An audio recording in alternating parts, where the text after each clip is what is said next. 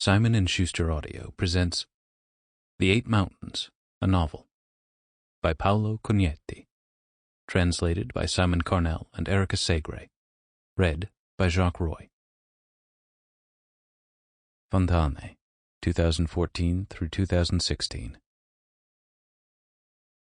This story is for the friend who inspired it, guiding me where there is no path, and for the faith and luck that protected it from the start, with all my love. Farewell, farewell, but this I tell to thee, thou wedding guest. He prayeth well who loveth well both man and bird and beast.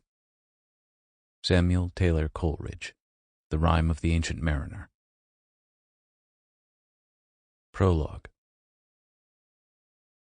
My father had his own way of going to the mountains, scarcely inclined to meditation, full of obstinacy and arrogance.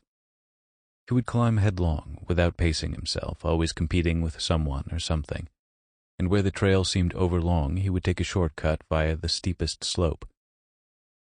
When you were with him it was forbidden to stop.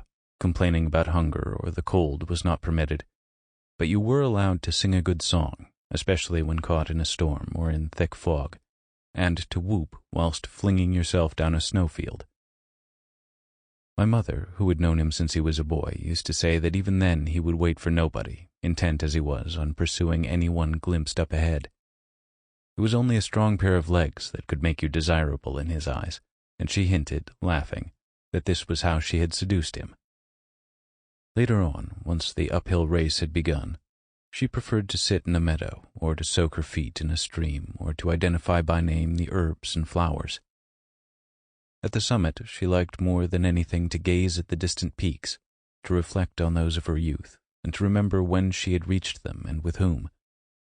While my father at that point was overcome by a kind of disappointment and just wanted to return home. I think that these were completely opposite reactions to the same shared sense of nostalgia. My parents had migrated to the city in their early 30s, leaving behind the Veneto countryside where my mother had been born and where my father had been raised as an orphan of the war. Their first mountains, their first love, had been the Dolomites. They would sometimes name them in their conversations, when I was still too young to follow what they were saying, but could sense how certain words rang out, special sounds that were charged with additional meaning. The Catenaccio, Sassalungo, Tofane, and the Marmolata. All it took was for my father to utter one of these words, and my mother's eyes would light up. These were the places where they had fallen in love, as even I came to understand after a while. It had been a priest who had taken them there as adolescents. Sample complete. Ready to continue?